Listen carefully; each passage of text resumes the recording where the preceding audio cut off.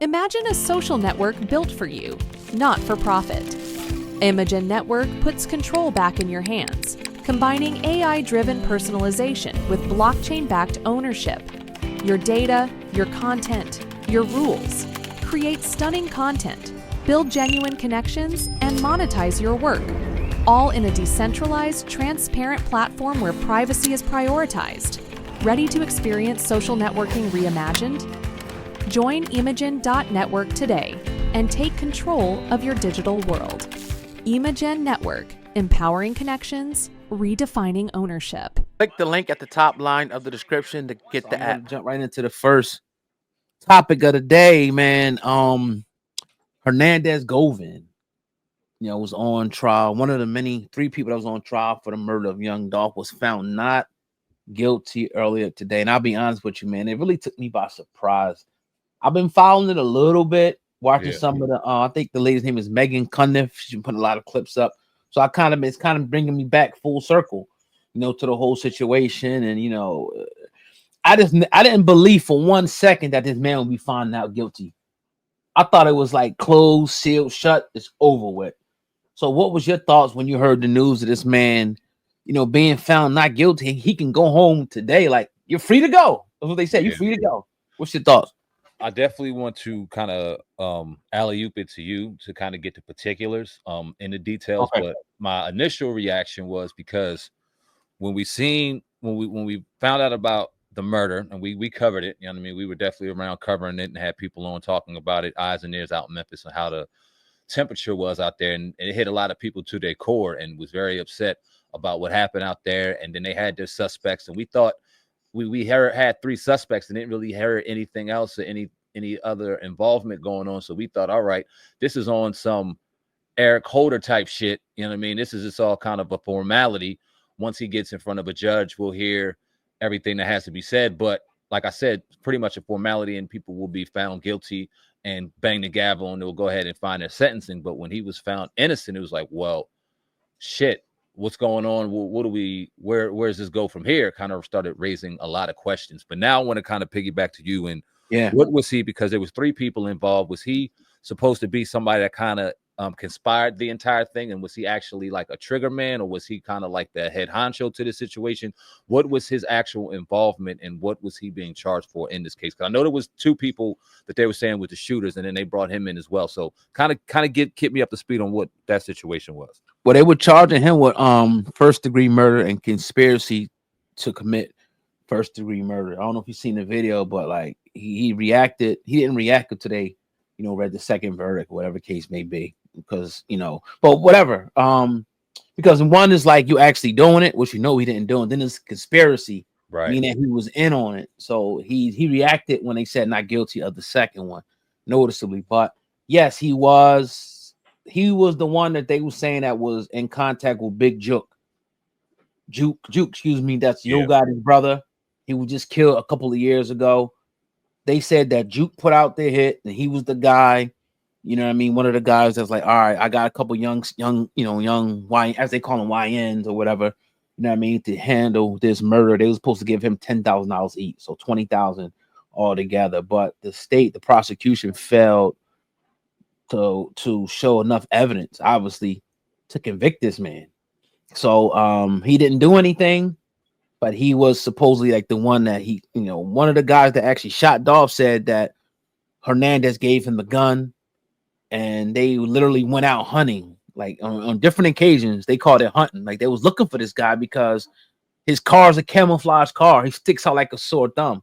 Yeah. So they found him that day, and they executed the murder. The crazy part about it, though, all that's cool, right?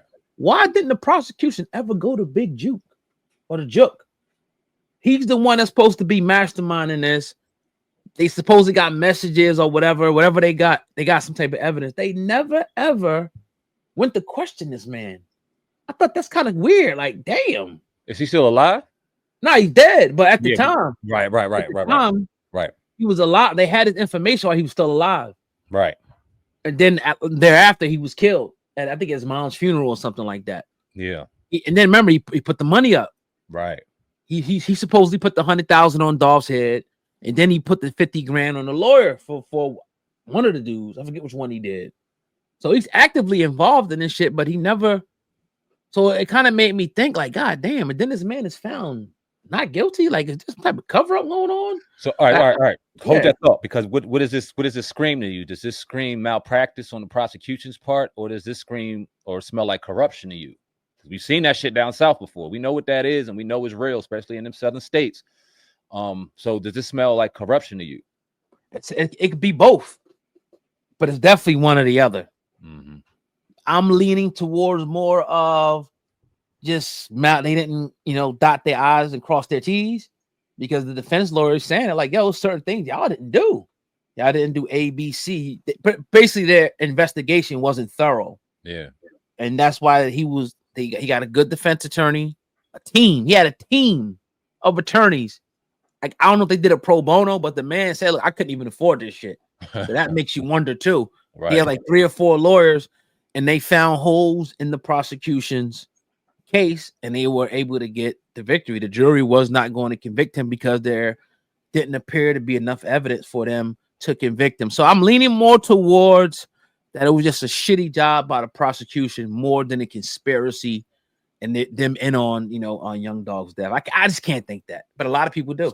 And I mean, you just said something that kind of raised a question to me as well, and it's very interesting. The fact that this man couldn't afford legal representation to fight a murder trial like this, and not only was he able to find legal representation, he was able to find a team that was willing to pull holes in a prosecution's case. Now, you typically see this in a man that murdered somebody that went out and killed his daughter or did something wild, and they are trying to find a man who defended a situation or is innocent, and they're trying to find a guilty man innocent. You find those kind of defense lawyers that are trying to do the right thing. I'm trying to say they ran and grabbed this shit knowing that there were going to be holes and leaks, and knowing that this man potentially, because they know everything, potentially did have involvement in it and wanted to fight because they knew they would win. That's interesting to me, man, because you don't typically see that happening, especially with black men, man. You just don't. It's not typically something that's common that, a defense team will take something pro bono to fight a case where this man probably had his hands dirty in some of it. It's just, I don't know, man. I'm curious to see what steps or what comes after this. You know what I mean? When are the 2 other dudes up for trial, or did they already get found guilty? I think one of them was Justin, the guy Justin. Right. He's already been convicted. He got a life sentence. Yeah. The other one was actually testifying against Hernandez. He like told the whole story about how he got the gun and how he set the whole thing up, and they still found him not guilty. Wow. So that's the crazy part about the situation, man. But hey, man, what can you do? I mean, another part about this man is that this man was shot 22 times, bro. Who, Dolph? Yeah. That's execution. That's disgusting. Quickly. Like, if you go back and watch, the video's been out there. Yeah. It was like a 3 or 4 second, and they put that much. Like, God damn, it was crazy. And that was his brother. Remember, his brother was with him that was shooting. It was just like, I'm just like, damn, dog, because you let your guard down for seconds. Mm-hmm. His brother had the hammer on him, but he wasn't paying attention. He wasn't covering the 6. He's supposed to be a security or whatever the case may be. I mean, damn, dog, it's crazy. It's crazy, man. That's a lot of goddamn bullets. Yeah. That's a lot of goddamn bullets. And I mean, even Big Juke's death kind of, now that everything's kind of coming full circle, you got to even question that, because obviously the easy answer is, all right, that was in retaliation to Dolph. That was in, but people know that's an easy answer. People know that's an easy answer. So how deep? We can go deep down this rabbit hole, boy. It could be a lot of dots that can get connected in this whole ordeal. And then the ultimate question is why. And once we start kind of digging into the why, we can open up a whole other can of worms, man. This is, I don't know. I think this is deeper than what we may look at. They may chalk it up to a negligence in the prosecution, but something tells me, and I'm not too conspiratorial, but this is something that's deeper. It just feels weird, man. I'm gonna come out and say it. I was doing a live stream earlier. And I didn't want to say this, but it popped into my head. I don't know if this is true. It's alleged. Somebody was like trying to say that Gotti lined his own brother up to take the heat off himself. Wow. I don't know. Again, you know what I'm saying? That's wild. Yeah. see it happening. Yeah, But yeah. stranger things have happened because this is his brother. This is his brother at the end of the day. And it's like it has to. Common sense is telling everybody, yo, this has to go back to Gotti. Like, we brothers. If I got beef with somebody, how are you calling hits? I don't approve it. Right. Not to say that it don't necessarily have to be that way. It could be he was just doing his own thing, but goddamn. But I don't want to believe that. But people they starting to say that and shit, and they're nameless and they're faceless, so they can say that shit in the comments and whatever. But I don't know. We shall see. And then they're saying, okay, an indictment might be coming for Gotti next. I don't know. I don't know either, and I don't want to speculate on that. But what I do find interesting is about that is I could say it now. I was supposed to be in a film where I had a brother, and I did some dirty shit to him where I fucked the money up real bad, and I messed with one of his women, and he ended up putting out a hit on me and ended up taking me out. Wow. You know what I mean?